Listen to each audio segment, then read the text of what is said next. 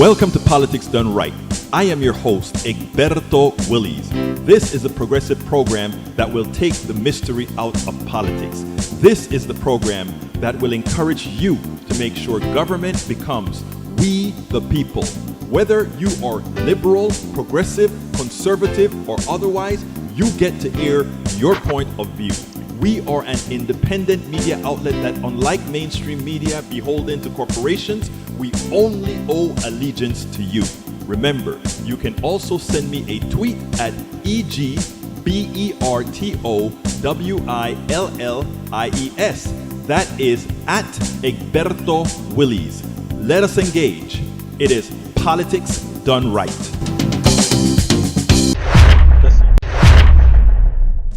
Well, folks, welcome to one more edition of Politics Done Right. I'm Egberto Willies, your host. Thank you so kindly for being part of the show. We're going to have a great show for you today. How are my peeps doing? Welcome aboard E2247. Welcome aboard E2247 from all over. Paul Fleming from Powder Springs at Georgia. We also have Bridge MCP from where again? Binghamton, New York. We also have in the house Yvette Avery Herod from Atlanta, Georgia. Paul Fleming from, I called Paul Fleming already. Patrick Magner from Meow. Actually, no, he's from Houston, Texas. We also have in the house AVQ from Brooklyn, New York. AVQ, our stalwart, says, feeling distracted today, watching from Twitch. Brother, it's okay to be distracted, though we have a lot of work to do because the polls are tightening according to the mainstream polls. I am still of the thought that the new registries are going to be pushing hard for Kamala. I'm also of the thing that most of the young people who are not being polled, or in other words, you know what I think about the landslide, but we'll see. We'll really see what's going on. The Quinnipiac poll put Trump in the lead in two of the three blue states, what we call the blue wall. But again, by 1 point, or I think the maximum is by 2 points. Not bad given where we are and what's going on and who I think is actually being counted. And it's a Quinnipiac after all. But a lot of other good polls came out today as well. So we'll see what happens. But we have a lot of work to do because the bottom line is that Donald Trump cannot be president again. If he's president again, there is a new America. A new America. And I'm not talking a new America just for us, we the people. I'm talking about America relationship with the rest of the world would have changed permanently. They've accepted that we had a fluke in 2016. They've accepted that we have the bastions of democracy, we America, the bastion of democracy. Even as Trump lost 2016 by 3 million votes, the bastion of democracy that's trying to promote this system throughout the world still put somebody in office that got there undemocratically because the founders of this country never intended to have a real democracy. In fact, the rest of the world saw that Joe Biden won with a 7 million vote majority. 7 million votes. And he came within 40,000 votes or so of not being president because America doesn't have a real system that represents all its people equally. Even as we preach that throughout the world, we preach one person, one vote. We preach that. But it ain't so in the United States of America. It ain't so in the United States of America. So if we again get another Republican in power without the popular vote, remember we've had that occur a couple of times already. George Bush, uh, Donald Trump, they've seen that several times now. The world, people that are still living. What do you, who then will give us authority to talk to anybody about the rest of the world and democracy? Yep, we need to win overwhelmingly in November, but we also need to start putting into the process a manner to get rid of the Electoral College. It's the most undemocratic form of government. And not only that, what it does is it takes away the freedom, it takes away the vote of a whole lot of Americans. So, folks, after we win in November, we have to find ways to get around the Electoral College. Welcome aboard, Melanie Keelan. Welcome aboard, Melanie Keelan. Actually, democracy is not a popularity contest. It is exactly what we said it is, democracy.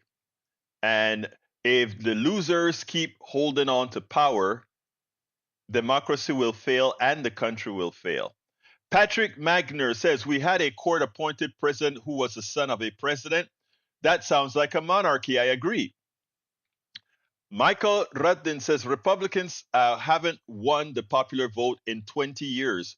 Bush in 2004 showed the popularity of the wars we started for the first 2 years. Exactly. Otherwise, he would have lost again. Pardon, disagree. Democracy is the ultimate popularity contest. Why not abolish the Constitution? Well, we've had to modify it several times. After all, it considered me three-fifths of a man and women couldn't vote, right? So let's be clear. The Constitution has been for a long time a very flawed document made to secure the rights of just a few. That's its original design. Carl Cox says Trump is pure evil, yet his followers, like few here, worship him. You know what? I should read before I get in. Let me see if I have to read anybody's commentary first. Paul Fleming points out that that Boeing cuts off negotiation with strike workers, claiming calls for a raise were unreasonable. The same company spent $68 billion on dividends and stock buybacks over the past decade and gave its CEO multi-million dollar golden parachutes. What's reasonable is Boeing's greed. That's absolutely true. And I tell to what do I tell the workers? Stay your asses off the job, right? There's a lot of employment out there. And you know what the Boeing workers have that they need? You guys have experience. They can't replace you easily. Remember that, Boeing workers. They can try to hold out as long as they can. They can't replace you. Now, what I would start doing if I were the union is start putting up several GoFundMe all around the country because this should be the last stance to the corporatocracy. Let's show that we are going to support our Boeing workers. So I hope we are going to support the union at all costs. So while we know the union will eventually run out of money, and that's their hope, they believe they can outlast the union because they're going to run out of money. Let's all pay a personal tax when the union needs us and make sure those people stay out and bring Boeing to its knees. That's what we need. We need a collaboration of all people. So I am waiting for that day when we need to get in and help a union to win their case. I can't wait. I can't wait. I can't wait. All right. Thank you for all the graphics that you have there, brother E2247. Okay, what else have I got here? Paul Fleming says bold strategy with less than 30 days until election and losing big with women. Trump, Kamala Harris doesn't even know where the hell she is. No, I don't want to be nice. Someone said you should be nicer. Women won't like it. I said I don't care. You know what can I say? Unfortunately, there seem to be a class of women who kind of like that. I just don't think those are the women that's going to overpower the women who believe in themselves. That's why I think the polls have got the numbers kind of wrong. I don't think the polls are sufficiently sampling women. I don't think the polls are sufficiently sampling young women, because even when Kamala was not way ahead, but 3-4 points ahead in some of the polls today, she's 7 points ahead in the national poll. I don't remember which organization put that out. But even then, I thought that was underperforming based on the women's vote. But we'll see. All right, let's see what else we got here. Before I go on to the video. More dangerous state of the world and the need for fit leadership. Thank you. I think somebody sent me that video. I think so. I think that's where they said that Trump has a psychological problem. I saw the video. Okay. Michael Rannes says if Trump wins, America lost. You're absolutely right about that. Paul Fleming says a fast food giant is suing the U.S. meat industry's Big Four, Tyson, JBS, Cargill, and National Beef Packing Company, and their subsidiaries, alleging a price-fixing scheme for beef. Specifically, McDonald's accused the companies of anti-competitive measures such as collectively limiting supply to boost prices and charge illegally inflated amounts. It's about time, and that is what Kamala Harris is talking about. When they say, oh, you're trying to fix prices. No, we're trying to stop the private sector from coming together and colluding to fix prices. The private sector is the one that's doing that. You know what I mean? Welcome aboard, Lee Grant from Montgomery County. All right, let's see. Paul Fleming says 150 billionaire families have spent $1.4 billion on 2024 election so far. On average, each family has doled out $9.2 million in political contributions, just 0.06 of their total wealth. The equivalent donation of a typical household would be $120. We must overturn Citizen United. Been talking about that for decades. Not for decades, for however long it's been out there. All right, let's see. Patrick Manger said we had a court-appointed president. Yeah, I read that one already. All right, Carl Cox says Trump is pure evil. I read that one already as well. I'm scrolling down. Okay. I want to play this one here about the last stance of the patriarchy. It's a caller to my show this morning that really intrigued me. I want you guys to listen to it, and then we'll take it on the other side. All right, let's go to Peggy. Come on in, Peggy. Ted, you hear me, Berto? I don't have my sound on, sorry. Yes, I can hear you well, Peggy. Thank you for calling. Good. And I'm calling about something you said, I don't remember if it was a day or so ago, about I had a reaction that the way I'm analyzing everything that's going on right now is through the color of the patriarchy. When I think of the patriarchy, I think of it as the way I was trained about it about 60 or 70 years ago, that it's white men in the United States that are the patriarchy. They control everything. Yes, there are black men, brown men, yellow men that all think they're a part of that, but that's more collaboration than actual power. And the white men are going to use the black Supreme Court judge until they get everything they want from him. And if they open up slavery again, he will be a slave. That's who they are. But about 70 years ago, I think it was 70 years ago, that Sonia Johnson was alive and moving on the planet and really, really active. She came out in favor of the ERA, got kicked out of the Mormon church, lost her community, her family, her children, everything. And she began writing about what it was like to be a totally conditioned patriarch wife and then come to the realization that there was nothing in her life that was her. And that's what happens in a patriarchal system. Everybody to their bones is colored by that male-dominant reality. And she came up with a theory one time that all of us that were fighting the patriarch, we needed to just stop it. We needed to not give them power, because every time we went to them and fought with them, they were inside of a fort, and they would thicken the fort walls. They would raise them up. They would make them bionic.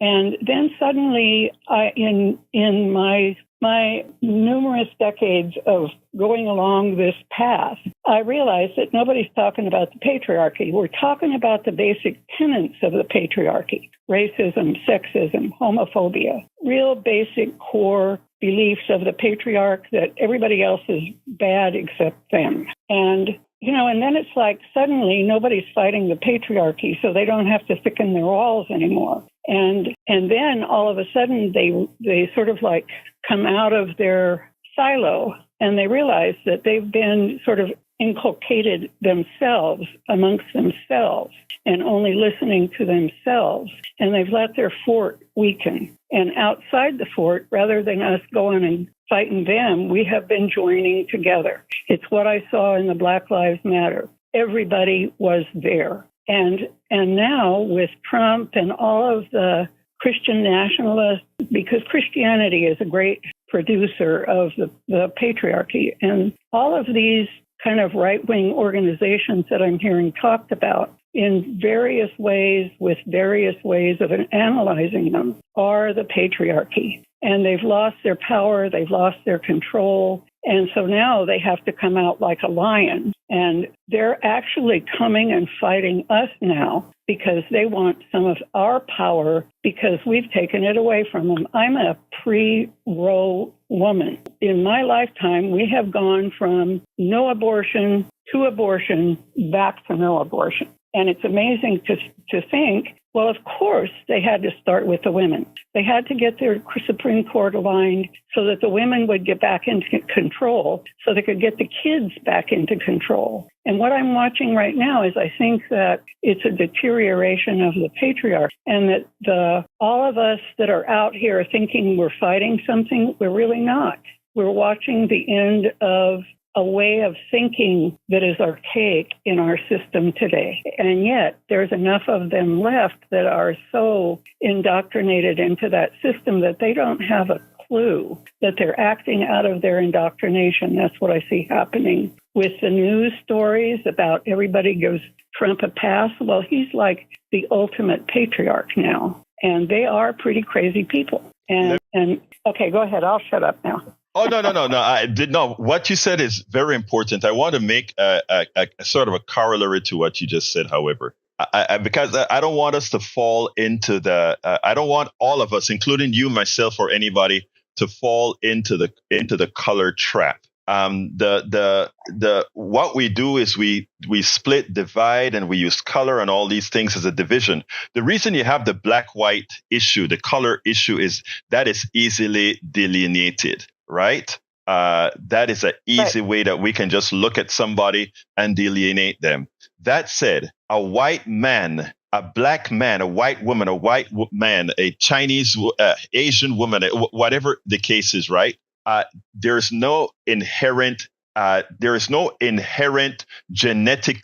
thing that creates a behavior. And the reason I'm stating that specifically is our allies in the movement for freedom, collectivism, etc., cannot be based on any one of those in the collective believing that there's something inherently evil or not evil within them. Like, what is evil are those who control based on those issues. Let me explain exactly what I mean. When you stated that we know the patriarchy, and I try not to say white patriarchy because I like to stand with patriarchy. You stated, well, they are using Clarence Thomas, and if they get what they want, Clarence Thomas would be a slave. I say no. I mean, even during the slavery days in America, in certain communities, there were people who looked just like me that were behaving exactly like what you call the patriarchy. It is and I think you actually said it. You talk about indoctrination. It's a state of mind. These people, they use. Go ahead. I'm sorry. I want to finish, but go ahead and interrupt. It's okay. Okay. No, I call those collaborators. They all feel that at some level they're going to get to be what the patriarch is. However, they can never be that. Okay, and that's where I think I may differ with you. You define the patriarchy as white. men as if the color has something to do with it, as opposed to being and what is the word that I want to use? I am trying to take the color out of the patriarchy, because there's nothing inherent to color that makes the patriarchy. If I go into a white church, there's a patriarchy. If I go into a black church, whether it has an alienation with a white church or not, there's a patriarchy. There's just something that certain males have, the control mechanism, that they believe they have the control mechanism. I think when we apply color to it, let me tell you what, in my opinion, we do. You see all those white boys in Appalachia? You see all those white boys now that are starting to think they are a part of what Trump believes in? They're not. They'll never be, nor do they want them there. They have more in common with our black boys in the ghetto, our Latino boys in the barrios, and they have more in common. It's like Bernie Sanders.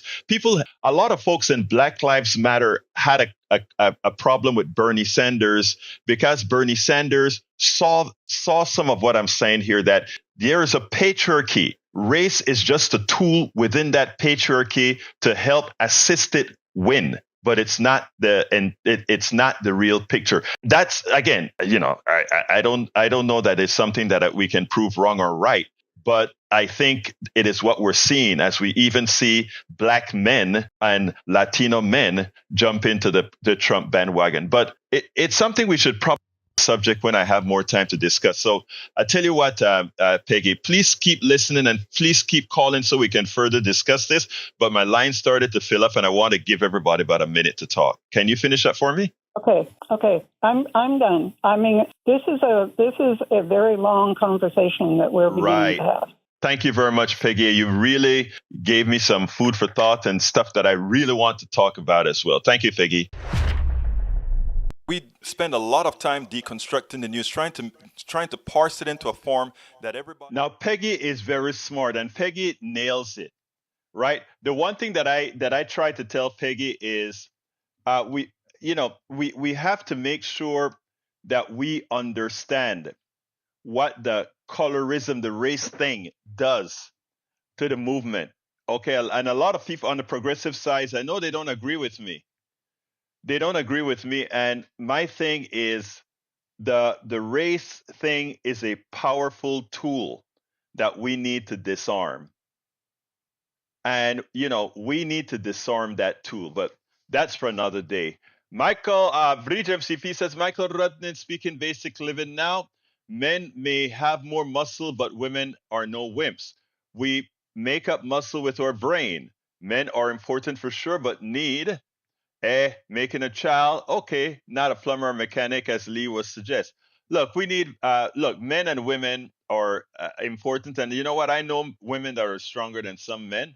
Of course, from a biological point of view, I think men develop more, and some doctors want to say, no, that's not the reason, but I think men develop bulkier than women. I could be wrong, and I think that's the reason is because they produce more testosterone.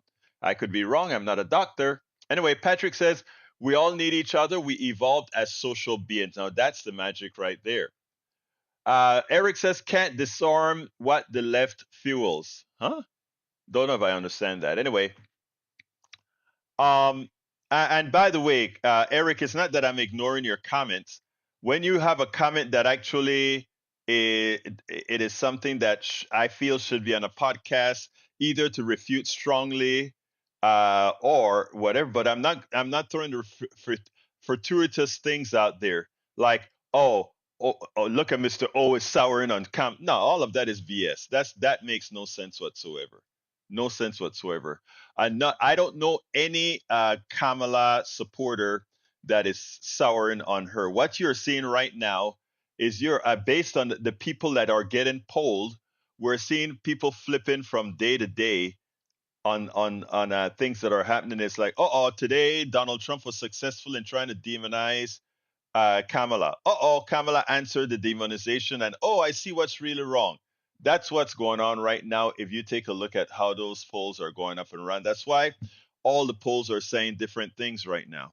Okay, that's it. That's why the polls are saying what they do. All right, look, to all of you that are listening right now, this is a serious election. And let's forget that voting for Donald Trump means that you decide to put a rapist, a liar, a thief, a thug, and these are actually things he's been convicted of, okay, or found uh, responsible for. He was found responsible for sexually assaulting a woman. The judge said that would be called rape today. He was found to rip people off who joined his false university known as Trump University.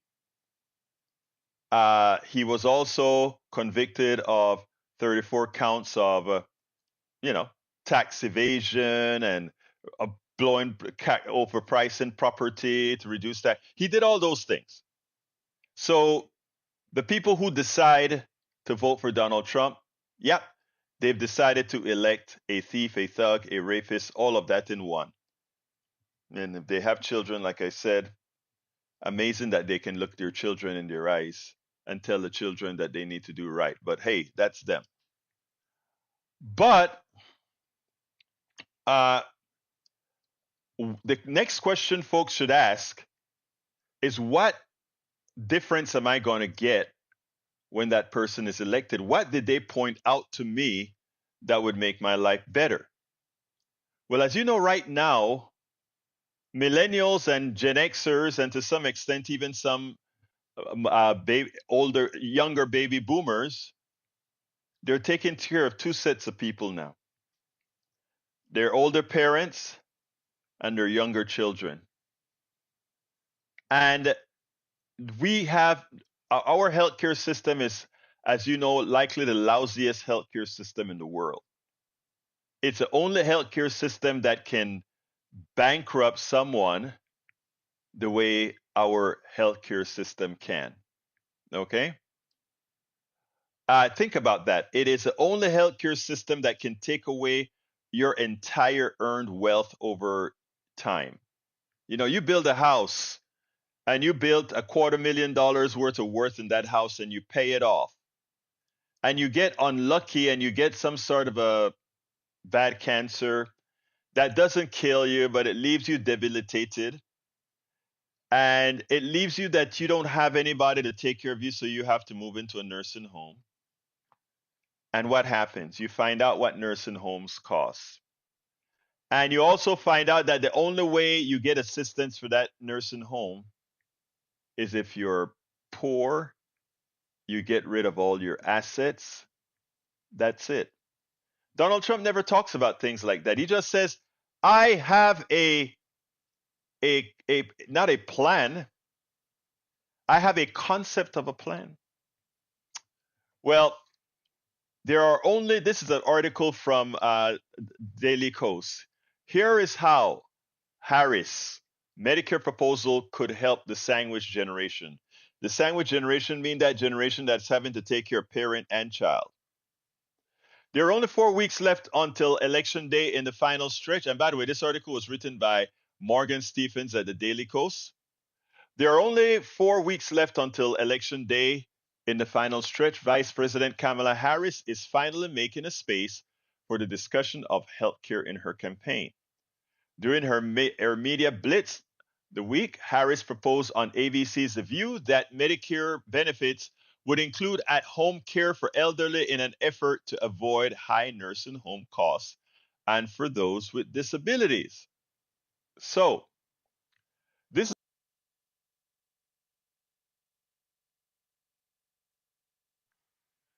is how Harris quoted it. The sandwich generation are those who have, I explained that already. This is how she said it. It is a personal experience for me as well as something I care deeply about, said, referring to when she cared for her mother while she battled cancer. Taking care of a parent means trying to cook what they want to eat, what they can eat. It means picking out clothes for them that's soft enough that it doesn't irritate their skin. It means trying to think of something funny to make them laugh or smile. And there's so much about that that's really about giving folks dignity. I've heard her use that sentence over and over and over again. I don't have it right now. I just decided to play this article today, but folks can find that. She also used that, I think, in the debate. And I can't show the one from the View. There are issues with YouTube and the View. All right. This comes as premium, monthly payments, and deductibles. The cost needs to meet average coverage takes whole have soared for individuals and companies. The latest data shows that 1 in 4 Americans, over 70 million, have a disability and need additional health care. Those employed with a disability have also increased since the COVID-19 pandemic. With a shortened campaign taking place since President Joe Biden dropped out in July, Harris has had to tailor her focus on the economy and immigration. Still, healthcare remains an important issue. And I want you guys to listen to these numbers. Because remember what I said about you save all your life, you buy your house, you pay it off, you have about $250,000 in assets that you hope to be able to say, I want to leave a little something for my kid, right? So that every generation gets a little bit more assets. At home health care would create more flexibility for those who need to be cared for at home. It would also allow caregivers to keep their jobs, meaning they can bring income, and thus their source of income while avoiding steep nursing house price tags. The median cost of a private room is $9,733 a month. Think about that. If you had to have a parent, not two parents, a parent in a home, it would cost you about $9,733 per month. In home care, it's not much cheaper at median of $6,292 per month, according to the data for long-term care insurance company Genworth. Again, those prices we know are ridiculous. If you built an apartment building and you gave a private room to, let's say, 50 people, and you hired for those 50 people, let's say 3 nurses, a food court, etc. Let's just round it off to $10,000. All right? You're talking $5 million a month. $10 million well, for the 50 people every month, you're getting, what is it? 50 times 10,000 is what? Wait. For 50 people times 10,000, that's about 50 million, right? Did I get that right? Yeah, 50 million. $50 million a month. And with that, all you got to pay is utilities, dinner, nurses, etc. You may pay the nurse about let's put the nurse at $12,000 a month, not a month. The nurse is probably, let's say, $10,000 a month. Let's go ahead and have the cooks and all. I mean, it is nowhere. All of this are. You remember a couple of days ago we spoke about venture capitalists and these investment firms. This is how they rip us all off. This is how they take back the little bit of wealth that many of us have been able to accumulate. So here we go. That's what it costs per month. Kamala is saying, all right, we are going to modify Medicare to do this. Now, of course, when Kamala goes into office and start to do this, the insurance companies are going to be coming into Gazoo to provide that service to the United States government, and they're probably going to say, hey, we can do that. If you bring us all these people, we can probably do it for $5,000 a month, which would be an overcharge as well, but they'll do it. And Kamala and her people are probably going to accept it. And then what we have to do as progressives is go in there and say, kick the private companies out and let's hire government doctors, government nurses, government things, and let them do it without a profit, and have an incentive basis to make sure that it is done in an efficient manner.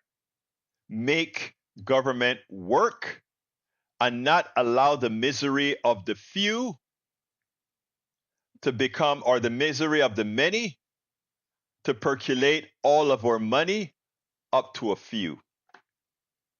I mean, these are real issues to talk about. These are real issues that affect every American if they get old enough. These are real issues, folks. Not cats and not Haitians eating cats and dogs. Not a immigration crisis that really isn't what they purport it to be. Not lying about a hurricane, folks not being taken care of within a hurricane. These are real issues that affect real people, not a gender problem with gays or trans are going to get your kids. If you really want to know who are the people that most sexually affect your kids, you better check your church. So let's be clear here. Let's be very clear. Uh, Democrats and a Harris campaign wants to tackle real issues. She said something on The View, I think, and also she said it on a couple other programs she was on. Colbert. She said Donald Trump isn't going to come and do any one of these programs, but just listen to his rallies. Listen to his rallies. He doesn't care about any one of you. He doesn't call out a policy specifically and say, this is how I will make your life better. Okay? However, you see Kamala Harris out there saying, yes, I'm going to fix Medicare so that we can handle this problem that you guys have having to take care of parents, etc. I am going to pass laws to make sure you are going to have care for your kids so that you can work. I am going to make sure that if you have a newborn, you get $6,000 so that you can get strollers, etc., for your kid. And by the way, when we give you those tax credits to do these things, guess what happens? That money goes into the economy and it turns around. More strollers are sold. All these other things turn around. So all in all, it's good. It promotes families, right? The right likes to talk about family values, right? And they hate abortion. What they don't tell you is one of the reasons of a lot of women and people have to choose abortion is that they know they can't take care of this kid. They know it. But if they knew they had a supporting cast, if they knew they had support, then they wouldn't do these things. If you take a look at the states with the most abortion, I tell you what, let somebody do a search on that. What state has the most abortion? Let me go ahead and do that. What state has the most abortion? Most abortions per capita. Because I tell you what, folks, if you take a look at it, okay? All right, let's talk about it. Florida, Georgia, DC, Washington, DC, all these places, large abortions, okay? And I wonder why. So we have to understand, folks. We have to understand what's happening. We have to understand. We have to start telling people to look at what's really happening. Stop letting them get you off. You know, if you listen to Donald Trump's commercials, oh, they're eating cats and dogs. Oh, they're this trans. Look at if you come here to Texas, right? Colin Allred is saying, I am going to make sure your Medicare stays put. I'm going to make sure that your Social Security is not cut. You know what? Ted Cruz commercial against uh, Allred is. He wants gay people. He wants trans in your bathroom. He wants trans athletes. What? They are taking people's eyes off the ball. And for those people who are gullible enough, their eyes off the ball as they're screwing them on the other side. It's amazing. It is amazing what's happening. Actually, Colin already is doing a debate with Ted Cruz later on this month. So no, he's not running from anybody. He's not running from anybody. Ted Cruz the truth of the matter is, I would never ever go ahead and interview with some of these stations in Texas because they're pretty much on the take. All right, let's see what else we got here. Patrick says, one that bans sex ed is a guarantee. Yep, it's always that way. Let me go ahead and start reading. Kamala Harris struggles to answer questions about her economic plan in 60 minutes. No, she didn't struggle at all. She simply let it out. Now, it turns out that Andrea Mitchell took up a right wing talking point and said, Kamala was interviewed by 60 Minutes and she did well, but, she struggled with the answer and how she's going to be. No, she didn't struggle. It's not how much a struggle is it to say we're going to make sure that rich people start paying the taxes that they've been getting off from paying for a long time. There's no struggle there.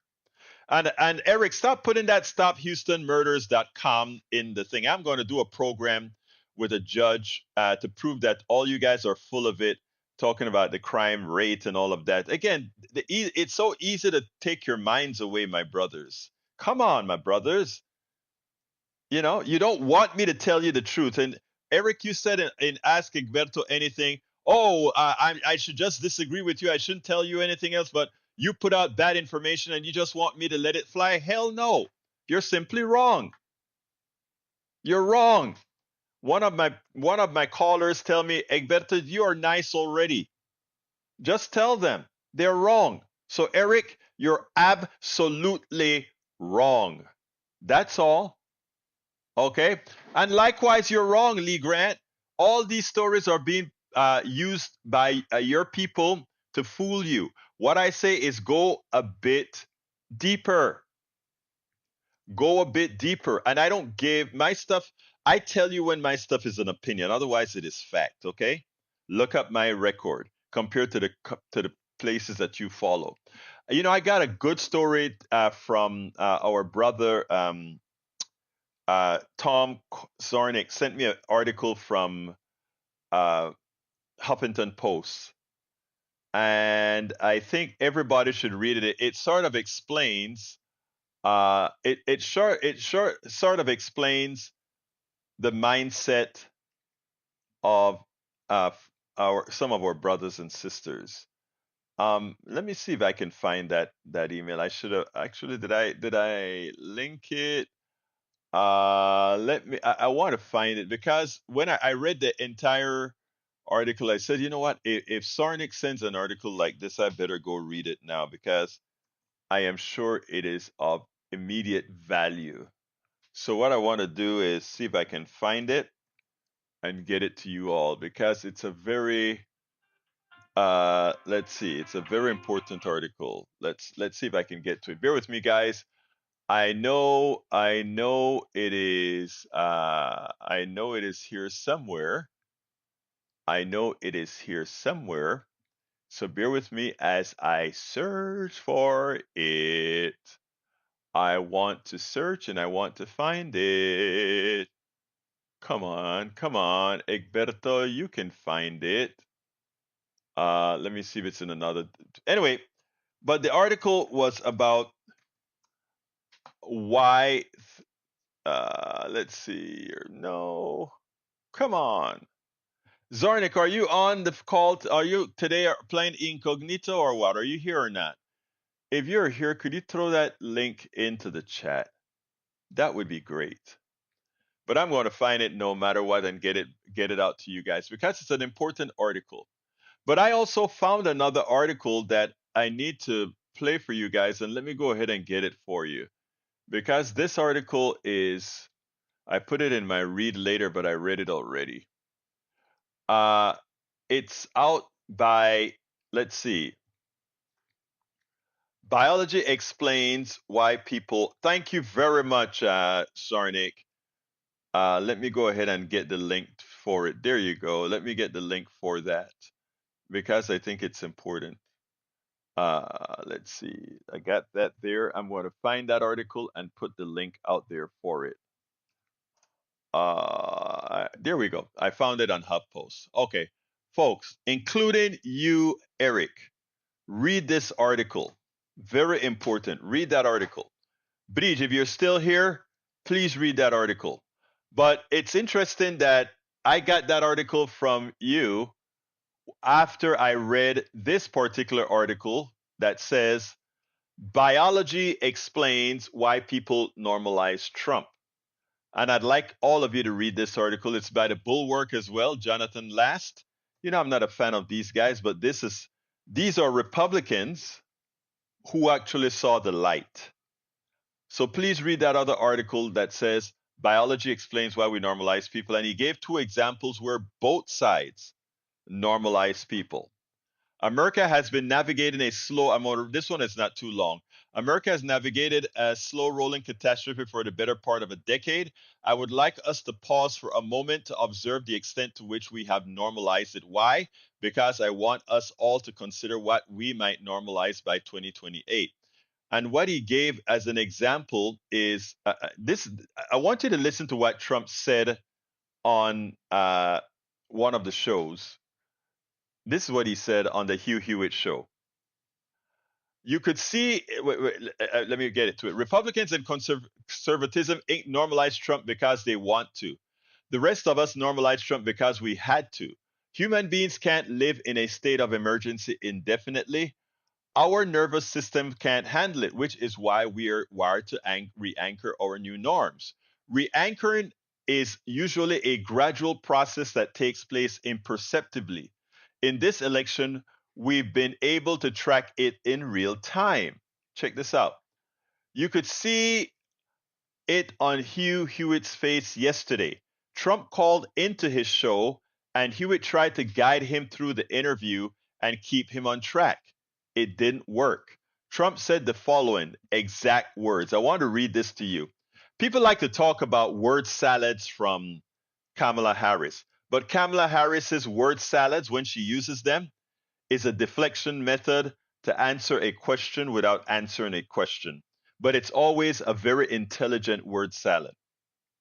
I want you to listen to this from Trump because this one is crazy. The nuclear is, I don't even know what he means by the nuclear, but check this out.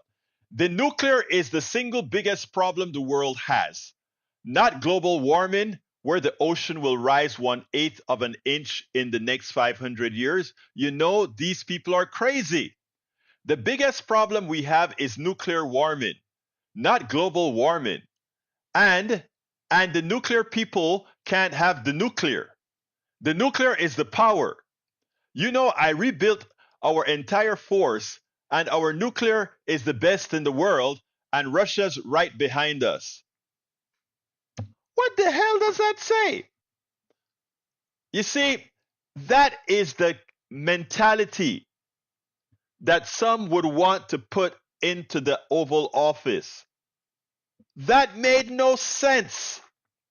First of all, he's trying to knock climate change by making believe the oceans are only going to rise 1/8 of an inch, which they've already in 100 years written several inches. That's the first part is a lie. We know that every time he says anything, it has to start with a lie. Then he says the problem isn't global warming, but nuclear warming. What the hell does nuclear warming mean? It means nothing.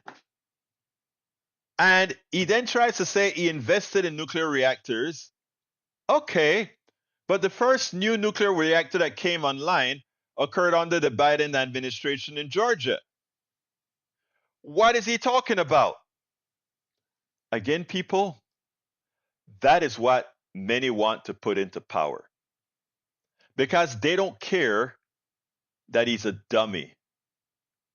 They don't care that what's really getting ready to happen is that they want to put this dummy into power so that the people who, the billionaires who are really supporting him, get to throw out their Project 2025 stuff.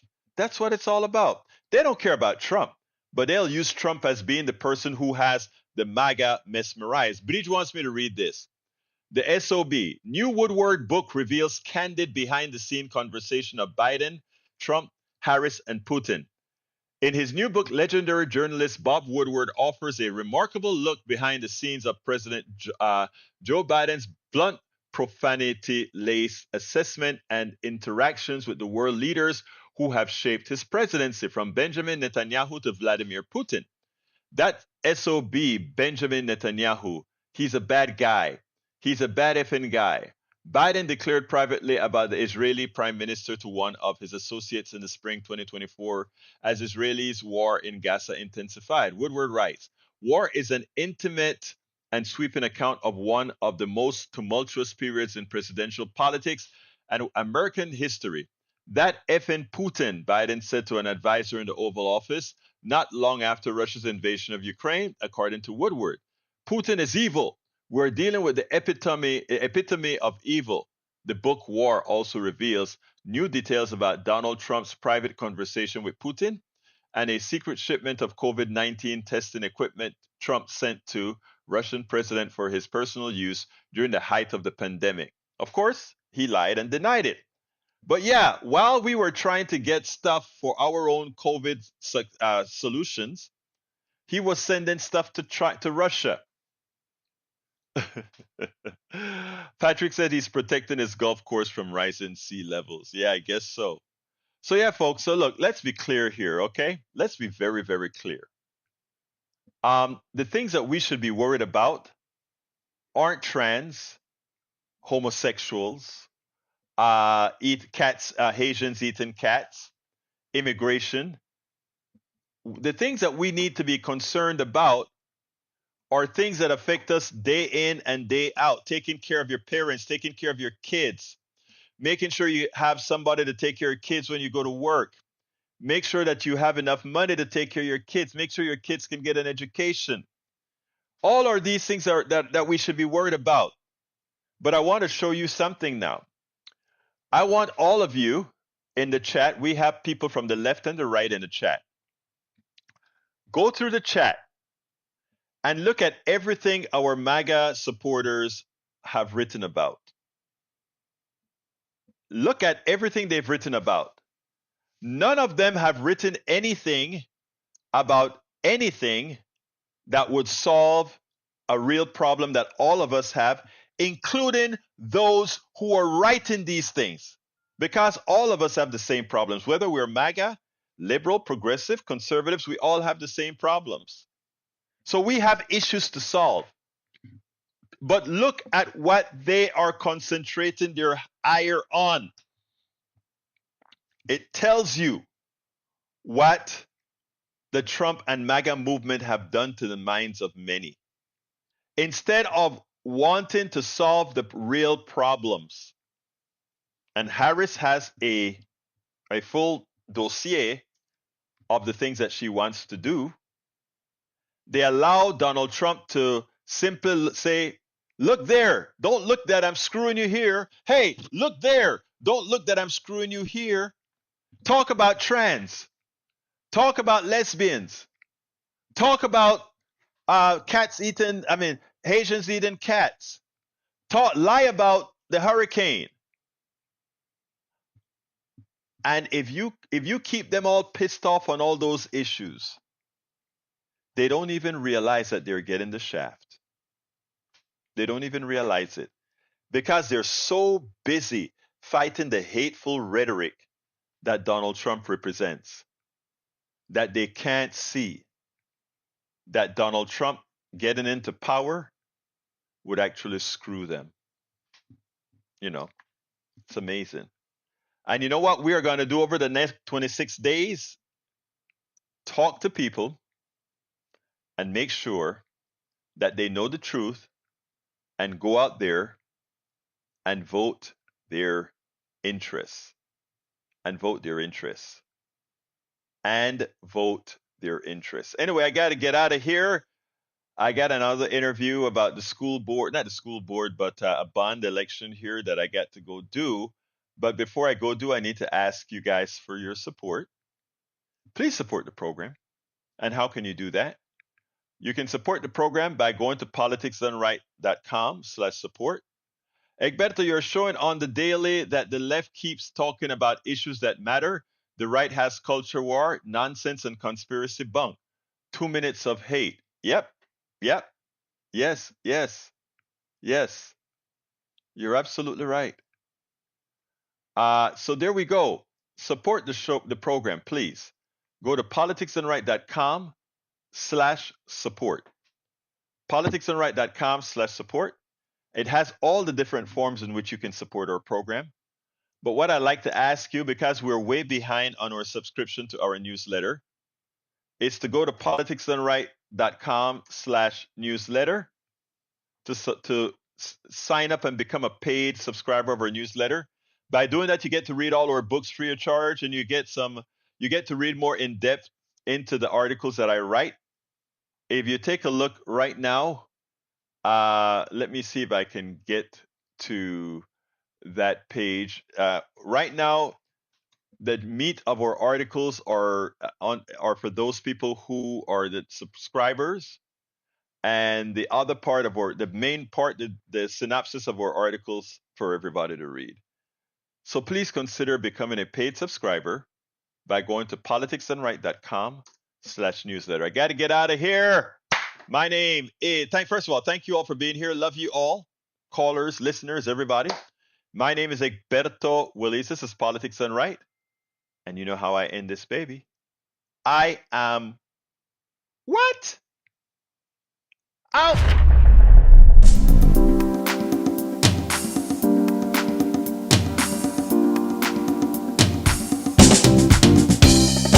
Welcome to Politics Done Right. I am your host, Egberto Willis. This is a progressive program that will take the mystery out of politics. This is the program that will encourage you to make sure government becomes we the people. Whether you are liberal, progressive, conservative, or otherwise, you get to air your point of view. We are an independent media outlet that, unlike mainstream media beholden to corporations, we only owe allegiance to you. Remember, you can also send me a tweet at EGBERTOWILLIES. That is at Egberto Willis. Let us engage. It is Politics Done Right.